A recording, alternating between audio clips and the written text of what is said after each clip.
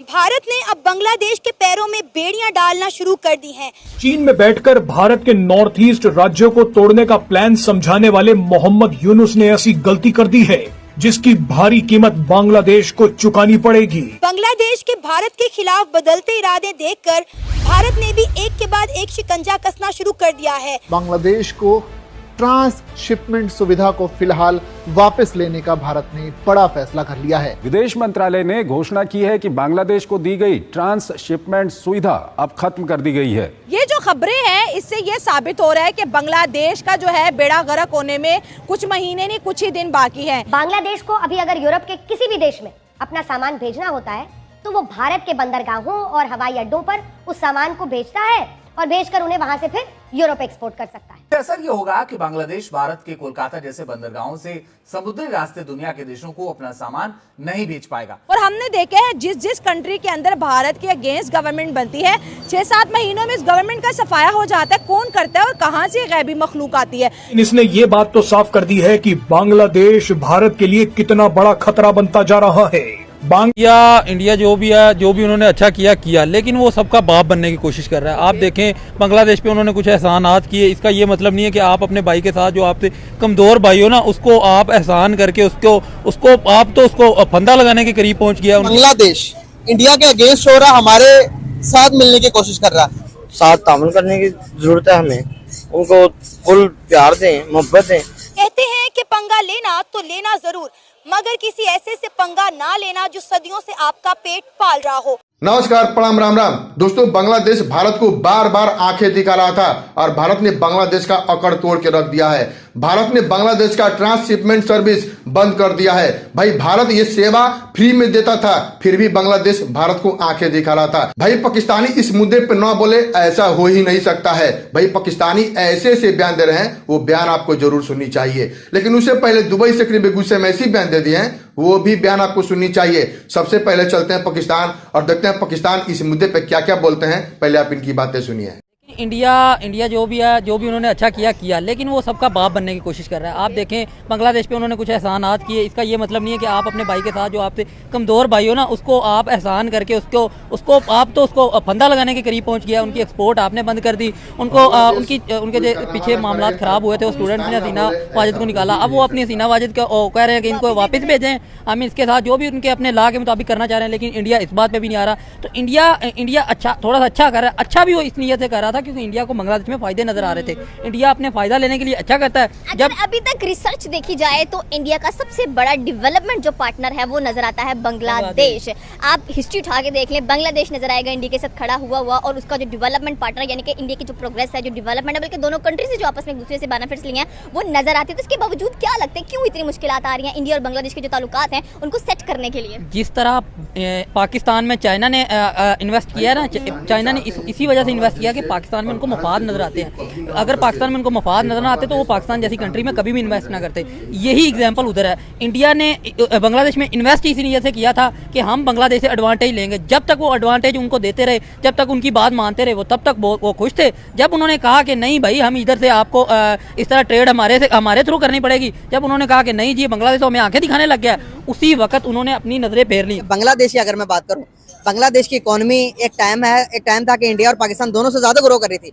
लेकिन शेख हसीना की हुकूमत गिरने के बाद बांग्लादेश की अब जो इकोनॉमी डिक्लाइन आता जा रहा है। और जो भी मोहम्मद यूनुस आए हैं ये इंडिया के बड़े अगेंस्ट है। इंडिया को कहते हैं कि हमारा इंडिया के साथ इतने गहरे ताल्लुक नहीं है, लेकिन पाकिस्तान के साथ ताल्लुक बहाल करते हैं हम कि पाकिस्तान हमारा बिछड़ा भाई है। तो इसके बारे में क्या कहेंगे? बांग्लादेश हमारे साथ ताल्लुकात बेहतर करके इंडिया के साथ खराब करके सर्वाइव कर सकता है? क्यों नहीं कर सकता? पहले भी तो हमारा ही था, वो तो हमारा एक विंग है, वो विंग काटा गया है, इन्होंने जबरदस्ती काटा है। हमने खुशी से तो नहीं लारा किया उसको, वो तो हमारे भाई हैं। अच्छा, हमारा एक बाजू है वो। तो सर बाजू को तो हमने अलग करवा दिया था। हमने नहीं करवाया, ये साजिश हुई है। सर साजिश हमने जब उन्होंने कहा कि हम जुबान को जो उनकी जुबान हो हमारे उसमें किया जाए तो बोला ना आप उधर तो हम इधर। ये तो सियासतदानों की गलती से, तो ये तो नहीं जो अवाम है जो 70-80 करोड़ बनता, 25 करोड़ उधर 25 इधर है, वो तो नहीं चाहते अल्लाह उन्हें। पाकिस्तान हमने मिलकर मेरी देखें बेवकूफ़ी का तकाजा यही है। मेरी सबसे पहले हंसी तो इस बात से निकली कि बांग्लादेश अभी तक आंखें दिखा रहा है इंडिया को। ठीक है, आप देखें कि वो बहुत बड़ी स्टेट है, बहुत बड़ी इकोनॉमी है, ठीक है। आपकी टके की वैल्यू नहीं है, हम सही कह सकते हैं, ठीक है, कि हमारे अगेंस्ट आप खड़े हो ना पाकिस्तान के मुकाबले में अगर देखें तो मतलब कंपैरिजन बनता है। आप कहीं पे बात नहीं करते, हमारे साथ ट्रेड नहीं करते, ये बात हमें समझ आती है, ठीक है। लेकिन आप इंडिया को आंखें दिखा रहे हो, भाई इंडिया ने आपको 1971 से पालना स्टार्ट किया, ठीक है। पालना इन दैट सेंस कि आपके वो बैक के ऊपर खड़ा हुआ, जिसकी वजह से आप हमारे वजूद में आए, और उसके बाद जो भी आपने मतलब आगे जाके इकदाम किए, उसके बाद आपकी मतलब एक वजीर आजम क्या चली गई और उसको जाकर वहाँ पे उन्होंने मतलब वज़ीर आज़म को भी संभाल रहे हैं उल्टा। आप अंदाज़ा करें ना, उसके बावजूद आप जाके उनको आंखें दिखा रहे हैं। आप अंदाज़ा करें कि बांग्लादेश का लंदन क्या बना हुआ है, इंडिया। पाकिस्तान से कोई वज़ीर आज़म फारिग होता है, कोई आर्मी चीफ फारिग होता है, या कोई बड़ा बंदा फारिग होता है, वो लंदन जाके बैठता है। वो कहाँ पे देखे, आपका लंदन इंडिया बना हुआ है, ये आपकी हैसियत है, ये आपकी वैल्यू है। तो उसके बावजूद आप जाके उनको आंखें दिखा रहे हो, और फिर आंखें किस पे दिखा रहे हो, ट्रेड के ऊपर। आपको समझ नहीं आ रही। इंडिया को ये नजर आ रहा है ना कि बांग्लादेश स्ट्रॉन्गेस्ट इकोनॉमी बन रहा है एशिया की, पाकिस्तान से भी ऊपर ग्रो कर रहा है, इंडिया से भी ऊपर ग्रो कर रहा है। और पहले शेख मुजीबुर रहमान और उनकी औलादें हुकूमत पे कब्जा करके बैठी हुई थी, इंडिया को यही लगता था कि इनके गुलाम है। अब जब उनको पता चला है, उनके अवाम को शऊर आया ना, पाकिस्तानियों को तो आना नहीं है, तो उनकी अवाम को जब शऊर आया है कि भाई ये हिंदुओं का साथ, हिंदुस्तान का साथ दे रहे हैं, तो उनकी एक्सपोर्ट पे जाहिर उन्होंने पाबंदी लगानी थी। उन्होंने जो है नई हुकूमत को कहाँ एक्सेप्ट करना था। आपकी क्या राय इसमें?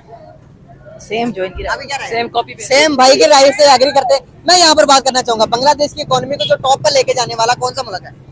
जी जाहिर है था तो इंडिया, क्योंकि उस वक्त शेख मुजीबुर रहमान की औलादें जो हुकूमत में थी ना, तो जाहिर है उनके अब लफ्ज़ तो नहीं बोलना चाहता, लेकिन जाहिर टीसी तो वही कर रहे थे ना। बिल्कुल सही। अब इंडिया की टीसी वो कर रहे थे। अगर देखा जाए बांग्लादेश की ज्योग्राफी देखी जाए तो लैंड लॉक कंट्री है, विदाउट इंडिया उसका कोई वजूद ही नहीं है। तो अब अगर इंडिया के साथ ही अगेंस्ट करके आप सोच रहे हो कि मैं सर्वाइवल करूं, आपको नहीं लगता कि अपने पड़ोसी के साथ चाहे वो जिस तरह का मर्जी हो, लेकिन रिलेशन अच्छे रखने चाहिए? तो आप ऐसा करें ना कि पाकिस्तान अमेरिका।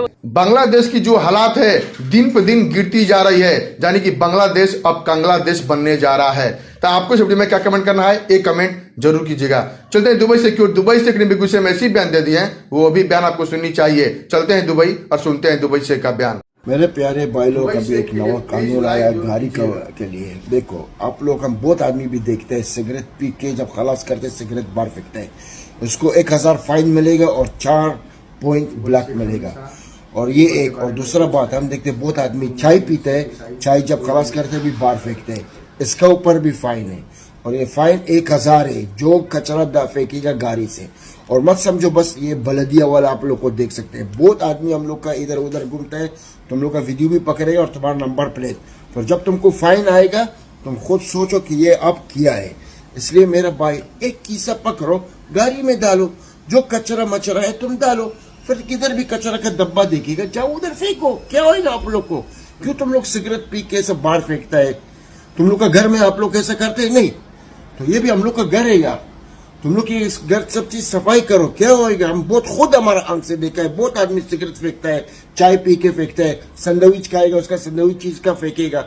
ये जुर्म है, 1000 का है। फिर मत बोलो हम गरीब है, हम ये हमको फाइन मिला, ये काम मत करो, तुमको फाइन नहीं मिलेगा यार। दुबई के शेख हमेशा लेबर के बारे में बोलते हैं, चाहे इंडिया का हो, चाहे पाकिस्तान का हो, चाहे नेपाल का हो, चाहे श्रीलंका, कहीं का भी हो, हमेशा लेबर के सपोर्ट में रहते हैं। तो प्लीज दुबई से के लिए एक लाइक कीजिएगा और हमारे चैनल को जरूर सब्सक्राइब कर लीजिए, ताकि आपको पाकिस्तान के बारे में और दुबई के बारे में इंफॉर्मेशन मिलती रहे।